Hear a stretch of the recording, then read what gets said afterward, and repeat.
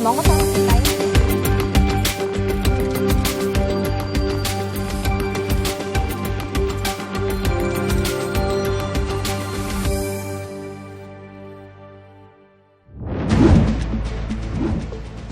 Монгол орны 81.9% цөлжсөнийг нотлох цөлжилтийн атлас гарлаа. Манай улсад байгалийн гамшигт үзэгдэл жилд дунджаар 67 удаа тохиолдож байна. Ногоон байгууламжийг дахин боловсруулсан усаар услах нь ургах процессыг 5 дахин нэмэгдүүлдэг. Хөдөөгийн малчид COP17 хурлын гол дүр болсоор байна.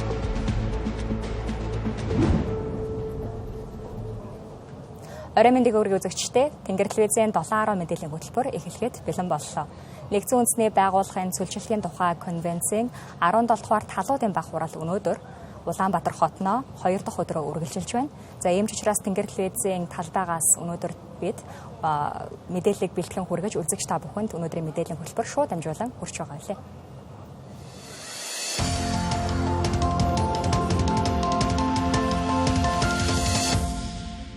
COP17 хурлын цэнхэр бүсээс гарсан шийдвэр хэлэлцээрүүдийг бодитоор хэрэгжих талбар болох ногоон бүс өнөөдөр нээлттэй хийлээ.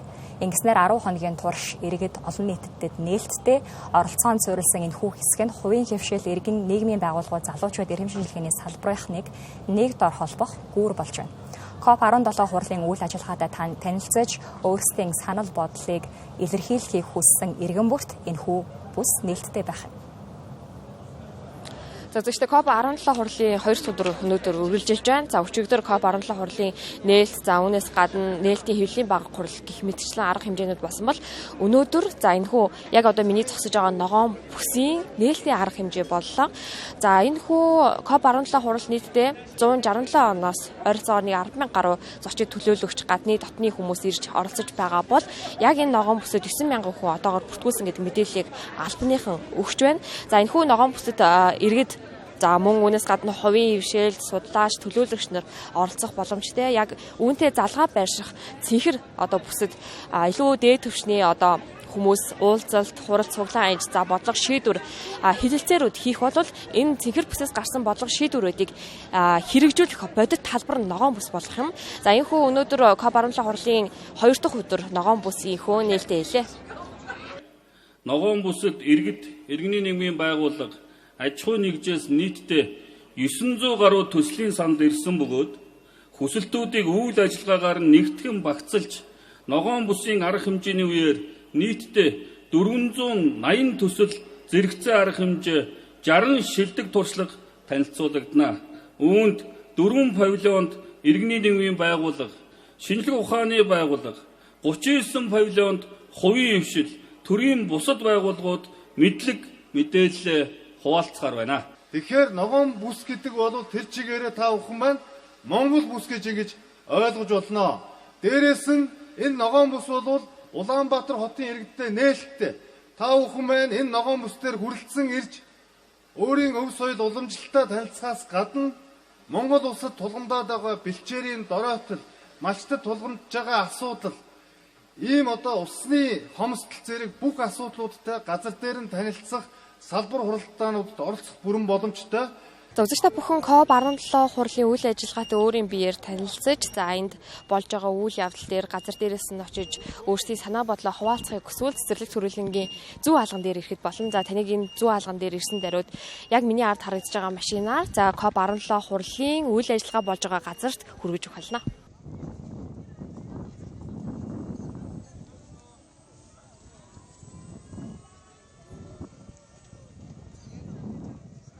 За одоо харин та бүхэн COP17 хурлын яг урд хаалгаар нь орж ирээд энэ хэсэгт ирэх ёстой. За энэ хэсэгт та өөрийн иргэний үнэлэхийн QR код уншуулан энэхүү ногоон бүс рүү нэвтрэх ийм мантатыг авах боломжтой. За хэрвээ танд иргэний үнэлэх байхгүй бол та COP17 гэсэн аппликейшнийг өөрийн утсан дээр татаад өөрийн бүртгэлээ үүсгээд за танд өгсөн QR кодыг энд уншуулан шууд энэхүү мандатыг авах боломжтой. Энэ мандатыг авснараа та COP17 хурлын ногоон бүс рүү нэвтрэх боломжтой. За үзэгчдээ тэгэхээр COP17 хурал үндсэн 2 хэсэг зохион байгуулагдаж байгаа. За цэнхэр болон ногоон миний яг ард хэсэгт харагдаж байгаа цэнхэр бүс бол за гадна дотны төлөөлөгчүүд мөн дотоодын одоо өндөр түвшний одоо хэмжээнд уулзалтууд хийж хилэлцээрийг зохион байгуулж байгаа. За харин энэ хүн ногоон хэсэгт бол эргээд та бүхэн зочлох боломжтой. За эндээс та юу харж болох вэ гэхээр энд хэд хэдэн павильон үзсэн байгаа. За жишээ миний энэ 100 гарт харагдаж байгаа павильон гадны нутны төлөөлөгчид ба за манай шинжилгээ ухааны судлаач эрдэмтэд өөрсдийн хийсэн бүтээлүүдэд танилцуулж байгаа. За мөн цаана та бүхэн хоолунд итгэээс гадна үзүр үйлчлэгээ үзэх боломжтой 167 павильон зассан. За харин наадлынхт нь конференс холл буюу за янз бүрийн арга хэмжээнүүдийг та бүхэн энэхүү ногоон бүсээс үзэх боломжтой юм а. Улаанбаатар хотын захиргаанаас иргэдийн дуу хоолойг шууд сонсож, төрийн үйлчилгээний доголдол болон тулгамдсан асуудлыг түргэн шуурхай шийдвэрлэх зорилгоор хотын дарга сонсож байна хэмээх шинэ платформыг өнөөдөр аль биесээр нээсэн байна. Ингэснээр иргэд өөрийн санал хүсэлт гомдлоо шууд илгээж, шийдвэрлэлтэнд нь хяналт тавих боломж бүрдэж байгаа талаар хотын удирдлагууд мэдээллээ. Нэг мессеж нэг цахим захидлаар хотынхоо хөгжил хувь нэмэр оруулах боломж иргэдэд нэгдлээ. Нийслэлийн шинэ платформ нь иргэдийн санал гомдлыг холбогдох салбарын 22 шийдвэрлэх албан тушаалтанд шууд хүргэх юм байна. Ингэснээр ажлын 5 хоногийн амлалт дотор нийслэлийн захиргаа иргэдийн асуудлыг багтаан шийдвэрлэж хариу мэдээлэл өгөх журам баримтлахаар болжээ. Та бүгдийн ирж байгаа саналуудаас Улаанбаатар хот бид аль асуудлууд илүү их тулгамдаад байна. Хаана удаан гэр засч байна. Хаашаага илүү их анхаарал хандуулах боломжтой вэ? За удахгүй 2027 оны төсвийн төлөвлөлт явуулсан. Тэгэхээр бид нар иргэдийн ирсэн санал хүсэлтээрээ тулгуурлаад мөн аль салбарууд руу илүү хөрөнгө оруулалтуудыг оруулах боломжтой вэ гэдэг ийм судалгаа баримжаа болон одоо шинжилгээ хийх бүрэн боломж олгосоо хүрч байгаамаа. Хүн амын төвчрэл, агаар орчны бохирдол, за төвчлөлтэй холбоотой дэд үтс хүний нийгмийн хүртээмжийн дэд үтсийн асуудлыг шийдэх гэж бид сүүлийн 4-5 жил бол нэлээд одоо онцгойлж анхаарч байна. За энэ копийн хүрээнд ирсэн нийт зочдтой түрүүн бас нийслэлийн засаг даргын үгэнд дурдлаа. Нийт төсвийн 97% зөвхөн татвар төлөгчийн мөнгөөр одоо хөрөнгө оруулалт хийх боломжгүй.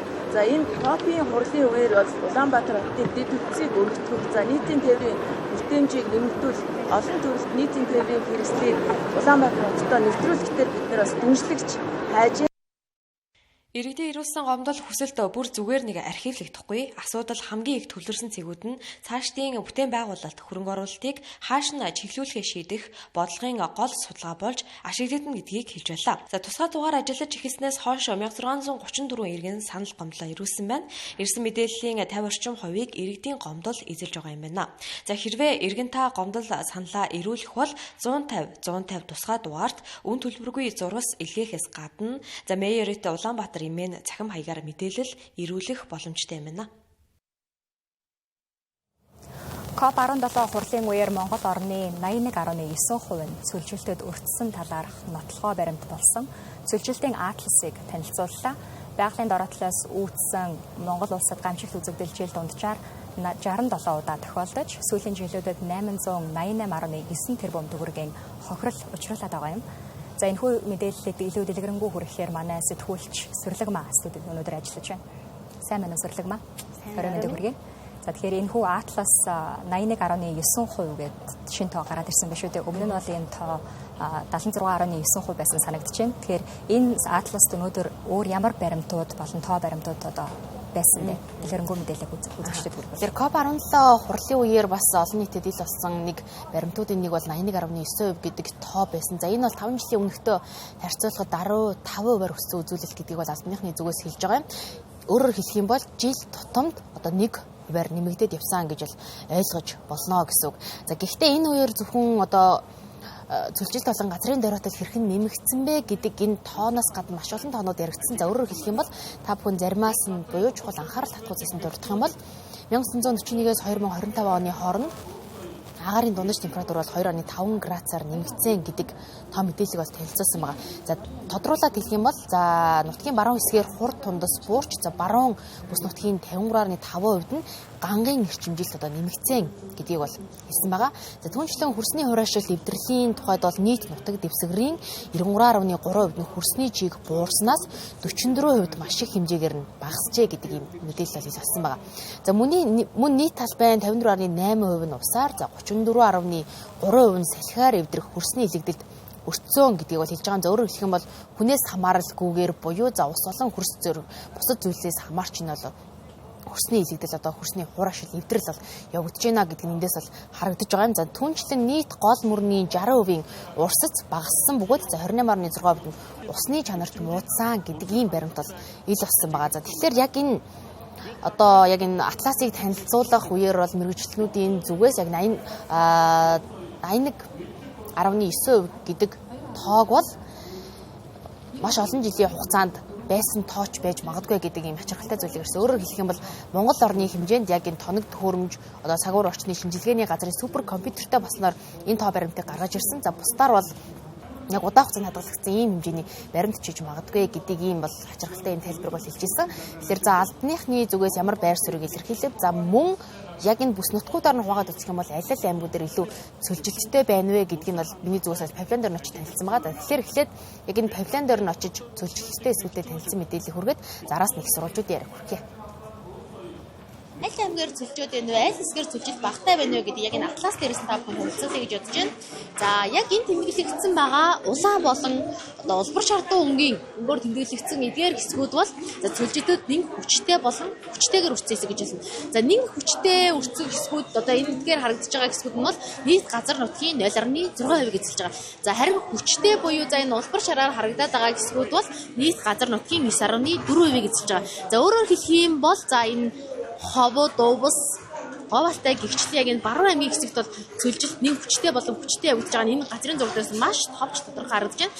За цаашлах юм бол Монгол орны нийт нутаг дэвсгэрийн 43.2% эзэлж байгаа хэсэг нь бол одоо дунд зэргийн цөлжилттэй буюу яг энэ шараар тэмдэглэгдсэн хэсэг байгаа юм. За Монгол орн ерөнхийдөө дунд зэргийн цөлжилттэй байна гэдэг энэ дээрээс харагдаж байна. За цаашлах юм бол сул нь бол 28.7% эзэлж байгаа буюу за ер нь бол дунд зэргийн цөлжилт руугаа орж ийна гэж ойлгож байна. Сул нь бол ингэж харагдаж байна. За түүнчлэн за огт цөлжилт илрээгүй хэсэг бол 18.1% эзэлж байна. За эдгээрээс харах юм бол яг ингээд хойд хэсгээр буюу за Хөвсгөл, Сэлэн, Эрдэнэт, Дархан, Булган гихч хүчлэн за Улаанбаатараас хойш орсон хэсгүүд бол нэлээд бүх цөлжилт илрээгүй өөрчлөхгүй гэдэг нь бол харагдаж байгаа маа. Цаашлах бол одоо энэ Чингис хэсэг рүү байна. За түүнчлэн баруун уртын хэсэгт бол баг зэрэг ажиглагдаж байна гэж ойлгож болохоор байгаа юм а. За өөрөөр хэлэх юм бол яг энэ Монгол орн ямар хуу байдлаар харагддаг вэ гэдг нь цөлжилт хэр явагдаж байна вэ гэдэг нь яг энэ атлас дээрээс маш товч тодорхой харагдаж байна. За хамгийн сүүлд хийсэн судалгааны дүнгээр бол манай улсын нийт нутаг дэвсгэрийн 81.9% нь бол цөлжилт болон газрын дороотолд ямарваа нэг хэмжээгээр бол өртсөн байна гэдэг энэ дүгнэлт гарсан. Энэ 2021 оны хамгийн сүүлийн тайлангаар бол 76.9 байсан хэмжээтэй харьцуулахад бол 5 поинтээр нэмэгдсэн байгаа. Гэхдээ бас тодорхой энэ дээр анхаарч үзэх зүйлүүд байгаа нь юу гэхээр энэ 5 зэрэгэлтэй байдаг. Хүчтэй, нэг хүчтэй, дунд сул, цөлжилт илрээгүй гэдэг. Хүчтэй, нэг хүчтэй цөлжилт явагдаж байгаа газрын хэмжээ бол 16.2%-аар буурсан байгаа. Тэгэхээр тодорхой хэмжээнд одоо энэ бол хүний үйл ажиллагаа болон байгалийн одоо уур амьсгалын өөрчлөлт, бусад хүчин зүйлүүдээс бол холбоотой.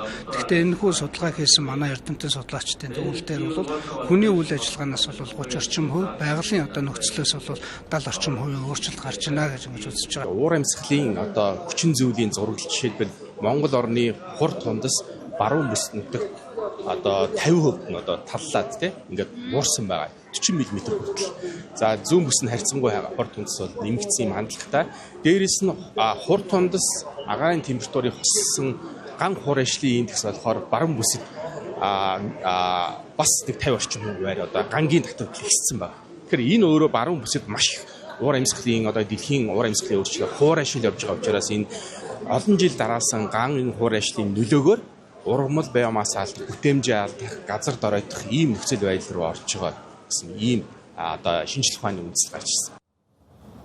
За энэ хүү цөлжилтийн атласаас ил болсон баримтуудыг хараад үзэх юм бол 18.1% буюу 20 хүрэхгүй өв нь Монгол нутгийн нийт хэсгийн 20 хүрэхгүй өв гэсэн үг цөлжилтэд өртөөгүй цөлжилт илрээгүй гэдг нь бол илэрж байгаа. За иймд бол засгийн газар болоо за бусад одоо талууд зүгээр хараа суух нь мэдээж утгагүй. За тэгвэл яг Монгол Улсын засгийн газар энэ асуудал дээр хэрхэн анхаарлаа хандуулж ажиллаж байна юу хийнэ гэдэг дээр юу хийж байна гэдэг дээр бол би салбарын яамнаас тайлбар авсан. За тэний зүгээс бол тодорхой хууль эрх зүйн орчинд өөрчлөлт оруулах замаар за бодлогын чиглэл одоо баримжаага барагцаалж байгаа гэдэг мэдээллийг бол өгсөн байгаа. Тэгэхээр яг энэ дээр ямар арга хэмжээ авч ажиллах вэ? За түүнчлэн яг энэ асуудалд одоо ямар одоо зүйлүүд хийвэл зүгээр вэ гэдэг дээр бид бол албаны их сурвалжийн яриаг хүргье. Өмнөх тайлантай харьцуулахад нийт сүлжит газрын доролтод өртсөн газар нутгийн маань хэмжээ 5% нэмэгдэж байгаа хэдий ч нэг хүчтэй сүлжит өртсөн газар нутаг маань 2 дахин буурчж байгаа. Өөрөөр хэлэх юм бол өмнөх судалгаан дээр нэг хүчтэй сүлжитэд 23.3% өртсөн байсан бол одооны судалгаар 10% өртсөн гэсэн юм судалгааны дүн гараа явж байгаа. Байгаль орчин уур амьсгалын өөрчлөлтийн яамнаас үүнтэй холбоотой ямар бодлогын арга хэмжээнүүд хэрэгжүүлж байгааг гэвэл мэдээж бид нар одоо үндсэн яг энэ сүлжилт газрын дороотлын тухай хуулийнхаа шинжлэх найруулгын төслийг боловсруулаад явж байгаа. Энэ төсөл дээрээ одоо энэ сүлжилт газрын дороотлыг бууруулахад оролцох талуудын хамтын оролцоо ямар байх юм бэ? Ямар санхүүжилтийн их үүсвэрийг оруулах юм бэ гэсэн энэ асуулыг хуульчилж оруулж өгч байгаа. Санхүүжилтийн их үүсвэрээ шийдэхгүйгээр энэ сүлжилт газрын дороотлыг бууруулах боломжгүй. Тэгэхээр энэ бүх асуудлуудыг оролцуулаад шийдэж явж байгаа. Нөгөөтэйгөр газрын дороотлыг тэглэх үндэсний үйл ажиллагааны төлөвлөгөө гэдэг юмыг манай яамнаас боловсруулаад явж байгаа. Энэ газрын дороотлыг тэглэх үндэсний үйл ажиллагааны төлөвлөгөө маань одоо яг саяны өнөөдрийн бидний танилцсан энэ 44.3% нь газрын дороотлолд өртсөн 81.9% нь сүлжилт өртсөн бол энийг одоо яаж бууруулах юм бэ? Энэ газрын дороотлолд өртсөн газар нутгийг яаж нэмэгдүүлэхгүй байх юм бэ гэсэн энэ холбоотой одоо бодлогын баримтчийг бид бас боловсруулаад батлуулах гэж байна. Дэлхийн өнцөг булан бүрт сүлжилт газрын дороотлын асуудал нөхцөл байдал өөр байдаг. Тийм ч учраас COP17 баг хуралд оролцож байгаа оролцогчдод зориулан сүлжилт газрын дороотлын эсрэг өөрсдийн туршлага мэдлэгийг хуваалцахад зориулаад павильонуудыг байгуулсан нь хурлын хамгийн онцлог анхаарал татсан хэсэг болж байна. Мэдээллийг хөтлөгч инх болгон хүргэнэ. COP17-гийн зохион байгуулалтын хувьд та бүхний мэдэж байгаачлан ногоон бүс болон цэнхэр бүс гэсэн хоёр хэсэгт хуваагдж байгаа. Үүний яг цэнхэр бүс дотор нь улс орнуудаас ирсэн төлөөлөгчид, мэргэжилтнүүд, замун компани төлөөллүүд өөрсдийн гэсэн үзэсгэлэнгээ гаргасан байгаа. Тухайлбал миний яг ард харагдаж байгаа Хятад улсын үзэсгэлэн буюу энэхүү China Corner гэсэн энэ хэсэгт Хятад улсын томоохон төслүүд ялангуяа уур амьсгалын өөрчлөлт сүлжилттэй холбоотой үүний эсрэг Хятад улс хэрхэн тэмцэж байгаа вэ гэдгийг харуулахуйц томоохон төслүүд болон тэргүүлж байгаа компаниудын мэдээллүүд мөн тэдгээр компаниудын бүтээгдэхүүнүүдийг бол энэхүү үзэсгэлэнгээс бол харж болохоор байгаа юм. Мөн Хятадаас гадна маш олон улсууд байгаа. Тухайлбал Орос, Турк, Сауди Араб гэмчлэн маш олон улс орнууд бол энд өөрсдийн гэсэн үзэсгэлэнгүүдэд гаргасан байна. Энэ өөрөө цаа дотоороо бас зөвхөн албан ёсны хилцээр яриануудаас гадна эдгээр орон зайд павильонууд нь хувийн компаниудад мэргэжилтнүүдэд өөрсдийн хооронд байр суурь солилцох туршлага хуваалцах ийм орон зайг бол бий болгож өгч байгаа гэдгээр онцлог байгаа юм аа. Бүгд найрамдах Хятад ард улсын хувьд ойж үйлдвэрлэлийн чиглэлд хэрэгжүүлж буй хамгийн том хөтөлбөрүүдийн нэг нь 3 хойд бүсийг хамгаалалт нөхөн сэргээлтийн хөтөлбөр юм. Энэ дэлхийн хамгийн том газрын нөхөн сэргээлтийн хөтөлбөрт тооцогддог. Тус хөтөлбөрийг 1978 онд эхлүүлсэн бөгөөд 2050 он хүртэл хэрэгжүүлэхээр төлөвлөсөн 73 жилийн хугацаатай маш том төсөл юм.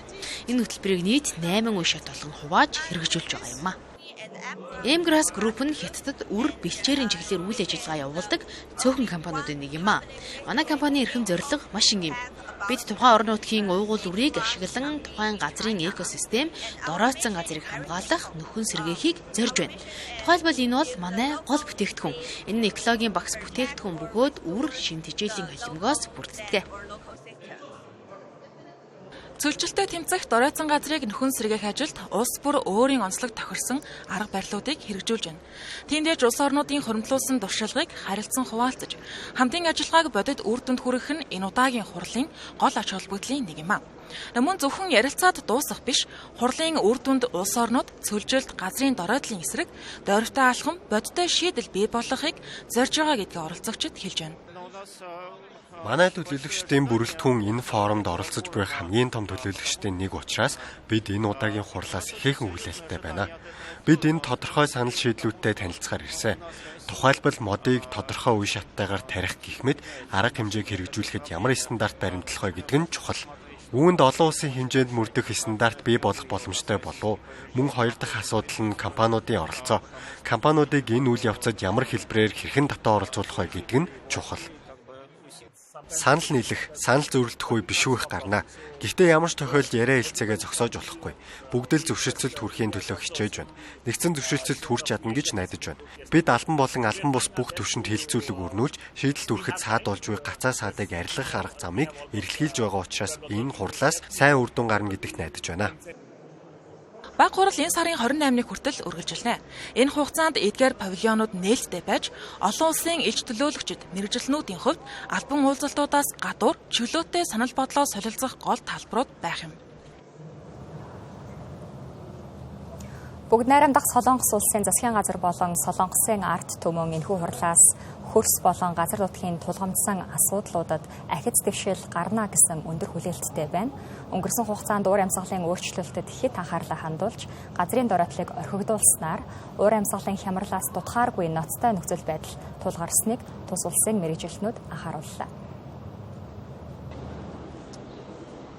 Уур амьсгалын өөрчлөлтийн улмаас бүгд найрамдах Солонгос улсад гангаачиг тохиолдох нь ихсэж, хоногт 200 мм хүртэл Адар бороо Оросны улмаас хөрснийг гулсалт үүсэж байна. Автозамууд усан давтан, ойн хэрийн төмөр, ойр ойрхон гарах болжээ. Ургамал орчны судалгааны хүрээлэнгийн ахлах судлаач Пак Тунгюн тус улсын уур амьсгалын өөрчлөлтөд хүчтэй нөлөөлж байгааг сануулж байна. COP17 хурлаар дэлхийн хөрс, агаарын тулгамдсан асуудалд томоохон ахиц гарна гэж засгийн газар ард түмэн найдаж байгаа гэлээ. 우선은 그동안에 이제 манай Солонгосын засгийн газар болон Солонгосын ард түмэн энэ удаагийн COP17 хурлаар дэлхийн байгаль орчны асуудлыг шийдвэрлэхэд томоохон ахиц дэвшил гарна гэж найдаж байна. Ялангуяа дэлхийд дахин тулгамдж буй хөрсний асуудалд үлэмж их ахиц гарч асар их хөгжил, өөрчлөлт авчирна гэж хүлээж байна. 이런 것들이 점점 발전하게 됐습니다. COP17 хуралд олон улсын түвшинд хөрс хамгааллын үйлсийг эрчимжүүлэхээр тэд ирээдүйн хурдад санаачлагыг гарган бүхий л хүчин чармаалтаа дайчилж байна. Уг төсөл COP17 хурлаас гарах шийдвэр ач холбогдолтой гэж байна. 이 평화를 Нэгдсэн үндэсний байгууллагын цөлжилтөд тэмцэх конвенцийн газрын элч бидний зүгээс ялангуяа дэлхийн газрын асуудал томоохон ахиц дэвшил гарч асар их хөгжил авчирна гэдэгт найдаж байна. Мөн миний бие өөрийн хариуцж буй ирээдүйн хурдац төсөлд хувь нэмрээ оруулахын тулд бүхий л хүчин чармаалтаа гарган ажиллаж байна. Өнгөрсөн хугацаанд уур амьсгалын өөрчлөлтөд хэтэрхий их анхаарал хандуулж хөрсний асуудлыг харьцангуй орхигдуулан хангалттай анхаарал хандуулж чадаагүй ирсэн байна. Гэвч газрын асуудал нь уур амьсгалын өөрчлөлтийн асуудлаас дутхгүй ноцтой гэдгийг ухамсарлаж эхэлсэн учраас одооноос газрын асуудалд илүү их анхаарал хандуулж хүчин чармаалт гаргах болно. Энэ удаагийн COP17 хуралд бүгд найрамдах Солонгос ард улсын ерөнхийлөгч асан Мун Жэ-ийн хүрэлцэн эрх төлөвтэй байна. Бэлчээр ашиглалтыг сайжруулах хууль эрх зүйн орчин сайжирсны хүрээнд малчин үрхийн анхдагч холбоо өнгөрсөн оны 8 дугаар сард байгуулагдсан. Энэхүү холбоо байгуулагдсанаар малчид бүтээгдэхүүнийхээ чанар стандартыг сайжруулж, борлуулалтын орлогоо нэмэгдүүлэх боломж бүрдсэн байна. Энэхүү холбоонд одоогоор 300 орчим өрх нэгдээд байна.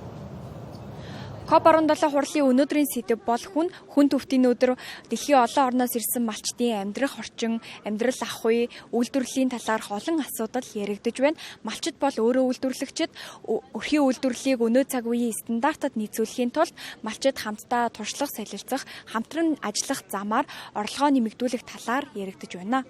Анхдагч холбоо байгуулагдсанаар бэлчээрний гэрээтэй, журамтай болж байгаа. Энэ их давуу тал. Тэгээ малчид өөрсдөө хамтраад тэгээ нөгөө үйлдвэрүүдэд төв үед одоо ингээл үн өсөхгүй байгаа бүтээгдэхүүн даатууны дэл, одоо сарлагын шир, одоо тэгэл цагаан эдний дээр одоо бүтээгдэхүүнээ үйлдвэрлээд хамгийн гол нь шашиг, баглаа бодол, сав энэ өөрийн нэртэй яатай холбооныхаа нэртэй ингээд үйлдвэрлэл явахд нь маш давуу талтай юм аа. Малын тооны хойноос үүсэлдэх биш. Малчин баг малаас яаж ашиг олох уу, орлогоо нэмэгдүүлэх үү гэдэг л тал дээр л барьж ажиллаж байна. Тэгэл нөгөө хамгийн гол нь бүтээгдэхүүний нэр хаягтай шошигтой болгоод ингээд хөнгүүт орлого малчтын орлого аяндаа нэмэгдэн. Тэгээд нөгөө цөөн малаас ашигтай бүтээгдэхүүн аваад ажиллал болж байна л гэж бодож байна. Аранга аймгийн булган суманд одоо хариуцлагын үүдэлчийн стандартыг нэвтрүүлэх журмаар малчин үрхийн анхдагч холбоо гэдэг байгуулад өөрөө тэргүүнээр нь ажиллаж байгаа. Тэгэхээр энэ нэвтрүүлснээрээ одоо малынхаа тоо толгойг бариад малаас гарч байгаа түүхийд сүү цагаан эдгээ боловсруулад нэг олон малаас олох ашгийг цөөхөн малаас олох юм зорилготой ингээд үйл ажиллагаагаа явуулж байгаа. Залуу малчны тунхыг өөрөө хилэлцээд гардуулж өгсөн. Тэгээд яг ингээд энэ дээр сойдр олон улсын тэр тунхыг юун дээр бол яг залуу малтанд толгомцсон бүх асуудлыг хилэлцээд оруулсан байгаа. Тэгээд одоо энэ малчийн өрхийн хангалтын шалгуунд орсноор залуу малчдын өрхийн орлогыг дэмжиж, орлогоор нь дэмжиж, малынхын тоо толгойг яг тодорхой хэмжээгээр бариад тэгээд тэр сүүн бүтээгдэхүүнээр ингээд өндөр үнэтэй борлуулад ингээд санхүүгийн дэмжлэгээр ингээд өөрсдөө үйлдвэрлэгч болоод тодорхой ингээд олон улсын шигтний зүйлээ QR код хаяг шашигтай болгоод ингээд гараад ирэхээр бүтээгдэхүүн маань ингээд олон улсын зах зээл рүү ингээд гараад ирэх юм бол малчид малаа маллах сонирхолтой болно. Өрхийнх нь орлогыг дэмжиж өгвөл ер нь малаа маллах сонирхолтой болох бол юу яг 3 жилийн хугацаанд 3% гэж байгаа юм. Одоо 200 мал байсан бол одоо 3 жилийн дараа гэхэд нэг 190 байх юм уу те 180 байх юм уу тодорхой хэмжээний ингээд багасгсан байх ийм зорилго тавьж ингэж л явж байгаа. Мах болон сүүний үнийг хэд үнэтэй байна гэж иргэд шүүмжилдэг. Гэтэл малчдын гар дээрээс зах худалдааны төвүүдэд худалдаалагдаж байгаагаас 50% хэмт үнээр худалдаа эрхлэгчид авдаг болохыг тэд хэлж байна. Товчхондоо бол малчдын бүтээгдэхүүний стандарт сайжирснаар тэд өөрсдөө зах худалдааны төвүүдэд өөрсдийн үнээрээ нийлүүлэх боломж бүрдэж байгааг тэд онцолж байлаа. Уур амьсгалын өөрчлөлтөд хамгийн их өртөж байгаа Монголын хөдөөгийн малчид энэ өдрүүдийн гол дүр болсоор байна. Тухайлбал Өвөрхангай аймгийн залуу малчингийн амьдралаар баримтат кино хийж олон улсад төлөвлөсөн байна. Мал малхад өдрөөс өдөрт хэцүү болж байгаа энэ цаг үед малчид өөрсдөө уур амьсгалын өөрчлөлтийн эсрэг тэмцэж эхэлсэн туршлагыг одоо үзүүлье. Францын Сират байгууллагатай хамтраад Монголын малчид судлалын ногоолт төв маань одоо Өвөрхангай аймгийн уян сумын малчтайхаа одоо сарлагаар нүүдэлдэг бэлчээрдэг өндөр ууланд амьдардаг сарлагын бэлчээр дагж амьдардаг малчтайхаа ахуй амьдралыг харуулахын жирийн нэг нүүдэл суудлыг харуулахын тухай ингэ зорж хийсэн байгаа. Ер нь жоохон бэлчээр судлал ногоолттой хамтраад хийсэн юм байна. Тэгээд энэ жоохон ногоо цагаан муу гарч जैन тэр дээд талаар яг ер нь бол малчийн хүний амьдралаар яг л тэр өдрөөр болдог тийм амьдрал явагдаж байгаа юм л та. Манайх бол энэ 8 нуртаа жоохон хадсан тариа аваад идэг байсан. Тэгээд одоо энэ жил бол авах юм байхгүй. Одоо тэгэл энэ худалдааны өвсөл авна да. Тийм. Өөрөө бас нэг ногоо тижэл тариалцсан. Тэгээ нэг жижигхэн хашаанд малчин өрхийн ахтагч холбоо гээд байгуулагдсан. Энэ болохоор улсын хурлаас гарсан малчин өрхийн эрхцэн байдлын тухай хуульд нийцүүлээ бид нэг малчин өрхийн ахтагч холбоо байгуулад байсан. Бид нар холбоогоор малчид үйлжөө бууцныхаа хөлд одоо ногоон тижэл тарих те тижээлийн урмгалыг илүү нэмэгдүүлж бэлчээрийн хадлан дээрээ нэмэгдүүлж нэмэлт тэжээлийн нөөцтэй болох юм талаар ингэж ажиллаж байна. Уур амьсгалын өөрчлөлт зөвхөн байгаль дэлхийг бус мөн хүн төрөлхтний салшгүй нэгэн хэсэг болсон нүүдэлчдийн уламжлалт өв соёлыг ч мөн алдагдахад хүргэж байгааг COP17 хурлын оролцогчид хэлж байна. Тухайлбал Өмнөд Америкийн улс орнуудад нүүдлийн мал аж ахуйг дагаад соёлын үнэт өвүүд оршдог. Жишээлбэл Перу улсад тэмээ аж ахуйг голлдог. Уур амьсгалын өөрчлөлтөөс шалтгаалan бэлчээр нь 40 гаруй хувиар буурсан. Үүнтэй холбоотой хөдөө аж ахуйн салбарын үйлдвэрлэл нь алдагдахад хүрч байгааг тэд хэлж байна. Тухайлбал тус улсын нэхмэл болон махны үйлдвэрлэл 50 гаруй хувиар буурч байна. I am the co-chair of the Global Alliance for Regional and Pastoral. Перугийн Андын бүсийн мал аж ахуй салбарын дотоодын нийт бүтээгдэхүүнд үзүүлэх 90%-аар буурах эрсдэлтэй гэж нэгдсэн үндэсний байгууллагаас тооцоолсон. Түүнчлэн манай улсын соёлын үнэт төв болох нэхмэл үйлдвэрлэх хүндэтгэж байна. Тэгж учраас салбар хоорондын хамтын ажиллагааг нэмэгдүүлж бүсийн хэмжээнд нэгдсэн бодлого хэрэгжүүлэх шаардлагатай байна. This message into a higher audience.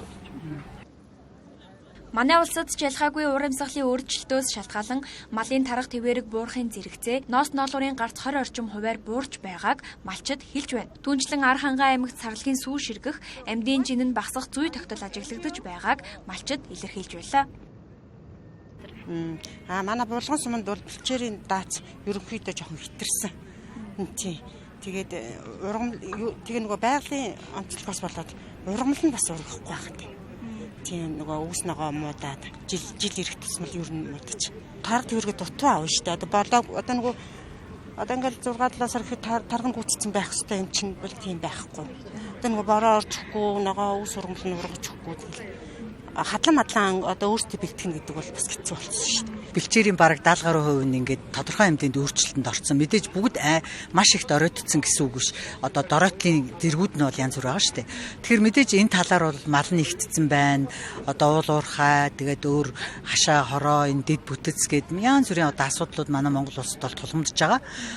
Тэгтээ бол энэ дээр бол ер нь хамтын ажиллагаа л хэрэгтэй. Төр засагч оролцох хэвээр, эрдэмтдэж ч оролцох хэвээр, төрийн бас байгууллагууд ч оролцох хэвээр, малчид өөрсдөө одоо бэлчээрийг хамгийн нэгдүгээрт ашиглаж ажиллаж идэг хүмүүсийнхээ хувьд оролцох ёстой. Ингээд COP17 хурлаар нүүдэлчдийн уламжлалыг уур амьсгалын өөрчлөлтөд дасан зохицох бодлогод аль бие ёсоор тусгах, тэдэнд зориулсан шийдэлд санхүүжилт татах боломж гэж малчид үзэж байна. Дашрамт дурдхад нэгдсэн үндэсний байгууллагаас 2026 оныг олон улсын бэлчээр ба уламжлалт мал аж ахуйн жил болгон зарлаад байгаа юм а. Дэлхийн хэмжээний түншлэл бизнесийн шинэ боломжууд COP17 хурлын ногоон бүсэд огтлолцож байна. Төр хувийн хэвшлийнхэн инновац танилцуулж олон улсад гарцных энэхүү талбар оролцогчдын анхаарлын төвд байна. Энэ тухай сурвалжлагыг одоо үргэлжлэе. Бидний сурвалжлага COP17 зохион байгуулагдаж байгаа ногоон бүсээс хүргэж байна. За ногоон бүс бол хувийн хвшлийн байгууллагууд болон эрдэнэ нийгмийн байгууллагуудын яг орон зай гэж хэлж болохоор ийм хэсэг байна. Энд бол маш олон хувийн хвшлийн байгууллагууд өөрсдийнхөө бизнесийг танилцуулж олон улсад хамтран ажиллах болон бусад орон зайг бол хайж энд ирсэн байгаа. Тэгвэл энэ дээр ямар сонирхолтой хувийн хвшлийн байгууллагууд өөрсдийн бизнес болоод үйл ажиллагаагаа танилцуулж энд оролцож байгаа вэ гэдгийг та бүхэнд хүргье. Манайх болохоор ийм ашиглалтаас гарсан хар дугуулгын батраг дахин боловсруулах үйлдвэр байгаа. Ингээд байгаль дээртэй технологиор ямар нэгэн хаягдалгүйгээр дахин боловсруулна гэсэн. Энэ үндсэн түүхийд нь болохоор хаягдал аккумулятор эндээсээ хар дугуулга гагуулсан хэсгийг нь болохоор ялгаж аваад хайлуулж цэвэршүүлээд ийм цэвэршүүлсэн хар дугуулгын гудмай болгоод экспортод гаргадаг байгаа. Энэ гудмай нь болохоор 1997-оос дээш сорьцтой ингээд гардаг байгаа. Жилд бол яг ингээд 8000 тонныг ингээд экспортлох чадвартай гэсэн. Одоогоор бол яг ингээд уралчаа хятад руу экспортод гаргадаг байгаа. За манай тендер хаб платформ нь тендерийн бүхий л оролцогчид буюу тендерт оролцогч, зарлагч, нийлүүлэгч, худалдаа авагч бөгөөд мөн санхүүгийн байгууллага гэх нийт бизнесийн бүхий л үйл ажиллагааг нэгтгэсэн санхүүгийн цогц шийдэл бүхий тендерийн платформ байгаа. Ерөнхийдөө манай платформ маань энэ оны 2 сараас эхлээд софт лаунчнд хийгдсэн. За 4 сараас эхлэн үйл ажиллагаагаа явуулж эхэлсэн. За үйл ажиллагаагаа явуулж эхэлснээс хойш өнөөдрийн байдлаар 1220 байгууллага манай платформ дээр бүртгэгдсэн байгаа. За энэхүү байгууллагуудаас тендер зарлагч байгууллагуудын хувьд гэвэл манай Мон, Филмот, Апо гэх мэтчлэн томоохон групп компаниуд маань хувийн хвшлийн тендерүүдийг зарлаад эхэлсэн байгаа. Манайх Говидара брэнд байгаа. За уламжлалт хангах ухааныг орчин үеийн зүйтэй хөгжүүлээд түүнээсээ инновашнлсан бүтээгдэхүүнүүдийг гаргаж авч байгаа. Тэгээ өнөөдөр COP17-д манай брэнд ингээд оролцож байна. Тэгээд олон улсын энэхүү арга хэмжээнд бас ингээд Монгол үндэсний брэнд ингээд олон улсад ингээд таниулж чадаа маш их баяртай байна. Тэгээ одоо энд чинь бас 197 орны 13,000 гаруй олон улсын зочид гэж бас нэгдэж хүрэлцэн ирсэн байна. Монгол үндэсний брэндээ таниулах маш том боломж гэж харж байгаа. Ногоон бүсэд байрж байгаа павильонууд дотор нэгэн сонирхолтой хэсэг байна. За энэ бол Монголын уран зургийн галерейн гаргасан хэсэг байгаа. За энэ дээр та бүхэн хэрвээ ирэх юм бол яг энэ VR төхөөрөмжөөр дамжуулаад яг саяны миний үзсэмжлэн яг энэ мэдчлэн харагдах уран зургуудыг бол үзэх боломжтой гэж хэлж байгаа. Энд нийтдээ бол 50 гаруй Монголын сор болсон алт үеийн байгаль цагуур хийгээд түүхийг өв соёлыг шингээсэн юм бүтээлүүд гарсан гэдгийг хэлж байгаа юм а. COP дээр болохоор уран зургийн галерей, Монголын орчуудын эвлэл, гэрэл зургийн холбоо гээд яг ийм 3 газар хамтарч 3 өөр үзэсгэлэн гаргаж байгаа. Тэгээд уран зургийн галерейаас бол виртуал хэсгийн үзэсгэлэн гаргаад бас орчуудын эвлэлээс бол contemporary буюу орчин үеийн төсөл хурлын бүтээлүүд, тэгээд бас сайн амрын бүтээлүүд, тэгээд гэрэл зургийн үзэсгэлэн тус гаргасан байгаа. Энэхүү бидний арт харагдаж байгаа виртуал үзэсгэлэн бол ер нь бол 50 гаруй бүтээлтэй. Соёлын сурталчилгаас гадна хурал суугаад гарч ирэхэд мэдээж илүү нэг сэргийг байлгах. Дээрээс нь төслөг урлаг гэдэг бол өөрөө нэг тийм юм чимээгүй өөртөө ярих тийм боломж олгодог. Яг энэ COP17-д бас нэлээд тийм зохицож байгаа урлагийн төрөл гэж хэлж болно. Монгол улсын усны элч Голомт банк нийгмийн хариуцлагынхаа хүрээнд дэмжин санхүүжүүлсэн бомбтын хөв цөөрмийн төсөл бүрэн хэрэгжиж өнөөдөр буюу 8 дугаар сарын 18-ны өдөр нээлтийн ёслолын ажиллагаагаа хийлээ. За COP17 хурлын Сүүлийн жилүүдэд уур амьсгалын өөрчлөлт, хүний үйл ажиллагааны нөлөөгөөр усны нөөц, экосистемийн тэнцвэртэй байдал алдаглах эрсдэл нэмэгдэж байна. Энд бомбот булган ихийг хамгаалах, усны нөөцийг нэмэгдүүлэх, зохистой ашиглах, байгаль орчны доктортой байдлыг дэмжих зорилгоор энэхүү төслийг хэрэгжүүлжээ. Төслийн хүрээнд Сонгойрхон 24-р хорооны нутаг цэцгэрт байрлах Бомтын аршин болон Баруун салааны голын усыг хуримтлуулан 16.9 мянган шаметр багтаамжтай усан сан бүхий хөв зурмыг байгууллаа. Мөн иргэдийн ая тухтай амрах, орчныг бүрдүүлэх зорилгоор 840 м урт явган хүний зам, гэрэлтүүлэг, хяналтын камер, ногоон байгууламж бүхий зэрэг цэцэрлэг төрөлнгийн тохиолдлын ажлуудыг хийж гүйцэтгэсэн байна. Бомтын хөв зурм төсөл нь голомт банкнаас хэрэгжүүлж буй усны нөөц хамгаалах, байгаль орчны доктортой байдлыг дэмжих, хотын орчны чанарыг сайжруулахад чиглэсэн нийгмийн хариуцлагын томоохон санаачлалуудын нэг бөгөөд голомт банк энэхүү бүтээн байгуулалтыг дэмжин нийт 1.7 тэрбум төгрөгийн санхүүжилт болгон дэмжиж ажиллажээ. Залуусын байгууллагуудаас 160 гаруй сая долларын цэнхэр санхүүжилт татлаа. За Монгол улсад энэ цэнхэр санхүүжилтийн тогтолцоо гэдэг ийм үндсэн баримт бичгийг батлахад бэлэн болголоо. За мөн одоо саарл усны менежмент, усны дид бүтц, за мөн одоо доктортой усан хангамжийг дээшлүүлэхэд чиглэсэн нэн одоо хөнгөлөлттэй бас нөхцөлтэй зэлийн бүтээгдэхүүнүүдийг бий болгосон байна. За үүн дээр дараагийн бас нэг гол хэсэг нь энэ бомбтын хөв цөөрөм нуурын одоо үйл ажиллагаа юм аа. Тэгээд Баатар хотын хэмжээнд бол нэг 6 хөв цөөрөм байгуулахаар ийм одоо бэлтгэл ажил хангагдсан байсан. Тэрний эхлэл бол одоо энэ бомбтын аршааны одоо ийм хөв цөөрөмийг байгуулах ажил байсан. Өнөөдөр одоо бид хүнээлтээ хийж байна. За хөв цөөрөм байгуулснаар одоо тухайн бүс нутагтаа бол мэдээж одоо уур амьсгалын өөрчлөлт тийм ээ. Өвөл болдог нөгөө халиа тошооны асуудал, цуны үерийн асуудлууд бол бас энэ одоо байгаль орчныхоо нутаг дэвсгэрт бол бүрэн шийдэгдэж байгаа ийм одоо онцлогтой төсөл болж байгаа. Нийтдээ 16,900 м куб ус хоригдлогдохын 2 их үүсвэртэй Бомтын аршаанаас болоод толгойтын баруун салааны гол гэж нэрлэгдэх энэ 2 голоос орж ирж байгаа. Ерөнхийдөө дунджаар нэг за 5-аас 6 гэж хэлсэн дээр баг 5-аас 7 м куб секундын ус их үертэй үед орж ирж байгаа. За бороо хурд тундс орохгүй бол 2 голын маань ус нэлээд багасна, 2 гол явах аршааны маань ус нэлээд багасна. Бомтын аршааны ус бол нэг метр куб руу арай хүрэхгүй байгаа бол нөгөө юун дээр толгойтын баруун салааны гол бол нэлээд өндөр урсацтай байж байгаа. Тус төсөл нь Улаанбаатар хотын гадаргын усны нөөцийг нэмэгдүүлэх, усны их өсрийг хамгаалах, үерийн эрсдлийг бууруулах, иргэдийн амарч зугаалах таатай орчныг бүрдүүлэх зэрэг олон талын ач холбогдолтой юм а. Төслийн санаачлагаар Сонгойрхон дүүргийн засгийн газрын хамгийн газар, зохицуулагчаар засгийн газрын хэрэгжүүлэгч агентлаг, усны газар, гүйцэтгэгчээр Prestige инженеринг хариуцлага тавьдаг компани тус ажиллаж амжилттай гүйцэтгэжээ. Дэлхийн дулаараа уур амьсгалын өөрчлөлтийн огцом өөрчлөлт нь зөвхөн эрдэмтэд эсвэл төр засгийн хэмжээнд хязгаарлагдахгүй, өөр хайл бүрийн өдөр тутмын амьдралд шууд нөлөөлөх томоохон аюул болсныг хүүхэд залуучуудын санаа зовж байгаа байдлаас тодорхой харагдаж байна. COP17 хурлын үйл ажиллагаанд 44-р сургуулийн төлөөллөөс гадна Монголын баруун хязгаараас хүртэл сурагчид ирж оролцож байгаа юм. За COP17 хурлын 2 өдөр өнөөдөр үргэлжилж байна. За өнөөдөр бол ногоон бүс нээлтийн хийсэн. За ногоон бүс нь иргэдэд нээлттэй ийм бүс байгаа. За энэ бүс дээрээс та бүхэнд COP17 хуралд за 8 настай болчроос эхлээд 80 настай буурал гэдэг шиг хүн бүрийн оролцоо энд хангагдж байгаа гэдгийг нэг жишээ олсон 10 дугаар ангийн сурагч бүхнийг уулзуулж байна. За сайн байна уу? Өөрийгөө эхлээд танилцуулъя дээ. За энэ COP17 хуралд бас ямар зорилготойгоор оролцож байгаа талаараа бас мэдээлэл өгвөл. За намайг Нанди Эрдэнэ гэдэг Улс тавигийн улаан гамсамын 1-р сургуульд суралцдаг. Тэгээ COP17-д орж байгаа гол гэх юм бол ер нь байгаль орчин бид ингээ ирээдүйд амьдрах байгаль орчноо бид ингээ яаж одоо тэр асуудлыг шийдэж чадах. Тэгээд бас энд ингээ залуучуудын дуу хоолойг хүргэх тий. Бидний одоо яаж энийг шийдэж ямар санаа гаргаж болох гэх тэр талаагаа хуваалцаж бас бус ингээ хүмүүсийн санааг суралцаж тэгээд сурахаар ирсэн. Бид ингээ модны докторыг төсөл хэрэгжүүлж байгаа. Тэрүүгээрээ одоо хүүхэд бүр ороод өөрийнхөө бүртгэлийг үүсгээ тэгээ модод тарьж болно. Миний хувьд гэх юм бол би одоо нэг мод тарьсан байгаа. Одоо тэрүүгээ судлаад хэрхэн ургалж болох гэдэг талаараа ингээ ойлголттой болсон. Тэгээ тэрэн дээр баярлж байгаа. Тэгээ одоо 21-р зууны техник технологи ингээ амар хүчтэй байгаа үед бид нар модыг бас яаж одоо техник технологи ашиглаж илүү сайн хөгжүүлж чадах вэ гэдгийг бас ойлгож авсан. Тэгээ тэрийг өнөөдөр бас ингээд энэ танилцуулж байгаа. За эхлээд модоо тариад дараа нь модныхаа ашиглага тоордолт ургуултыг бол AI төхөөрөмжийг ашиглаж ингэж хэрэгжүүлж байгаа.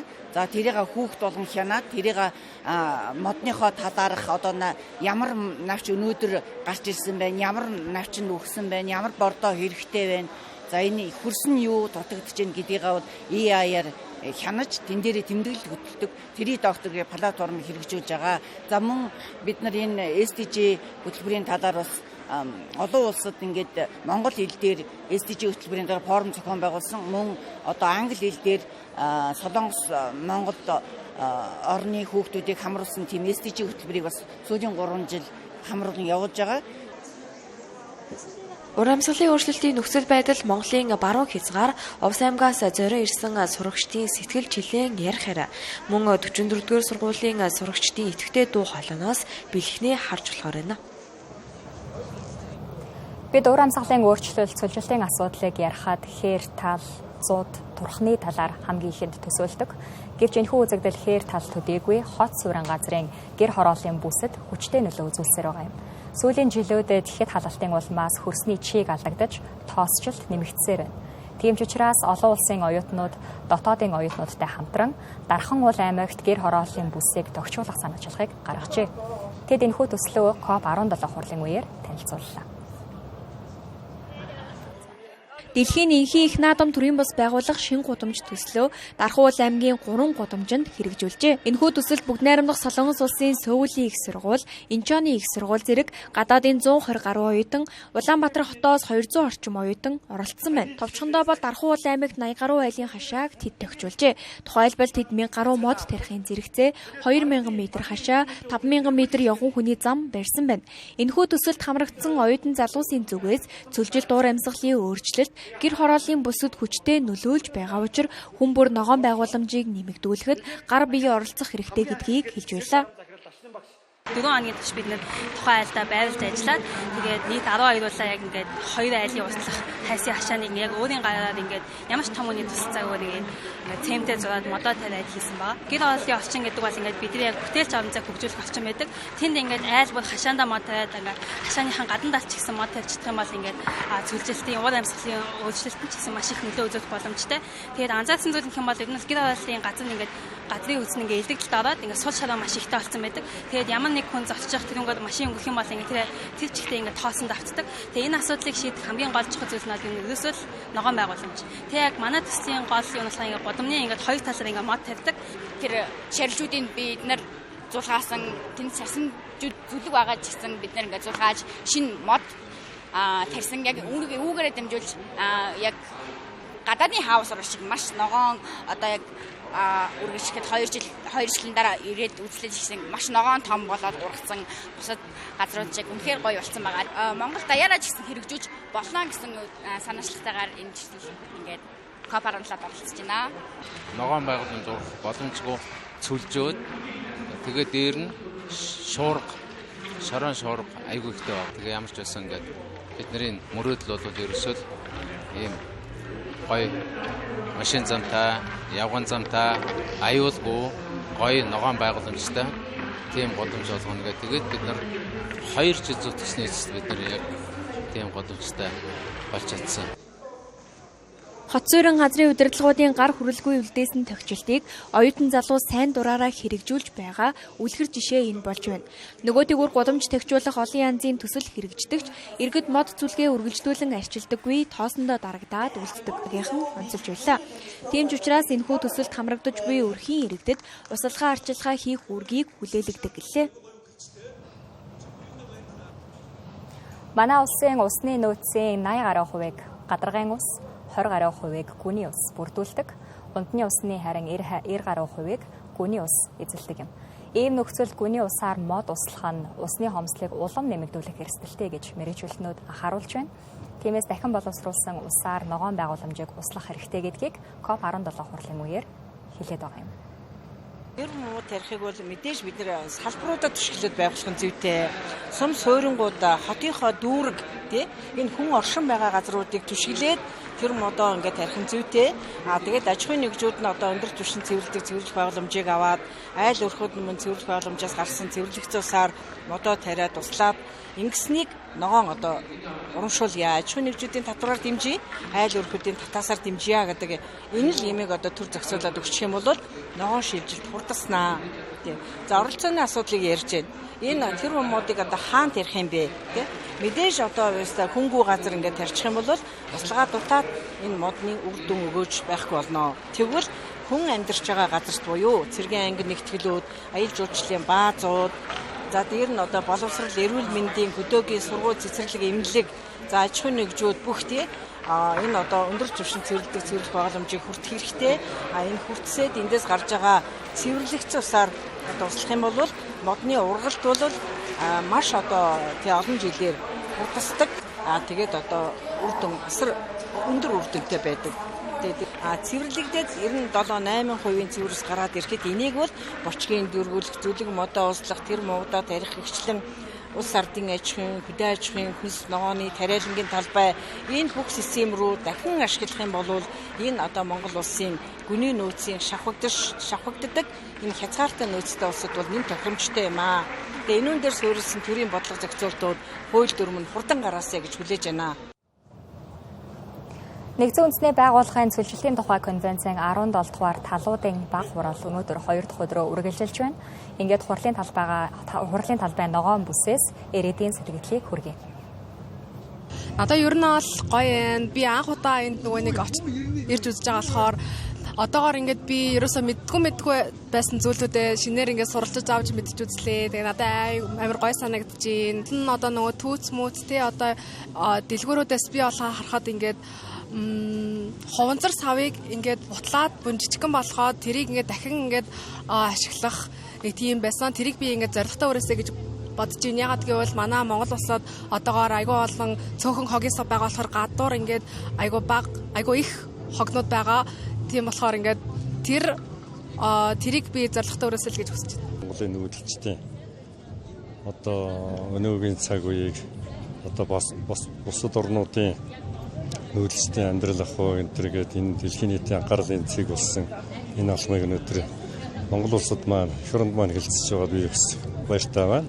Би малчин хүний төлөөлөл учраас энд маш их ач холбогдлогч оролцож явж байна. Тэгээд энэ сайн цэнхэр зоонд ус уралд андар сууж байгаа ногоон зоонод бас ингээд сонирхоод их орны хөвлдүүрийн ялангуяа энэ хөдөөжгөн гаралтай бүтээгдэхүүнүүдийн одоо хараа танилцаа тэнд болж байгаа бас нэгэн булмалдаа бас хөөрхөн тийм хэлэлцүүлэг энэ яваад байгаа юм ба шүү дээ бас.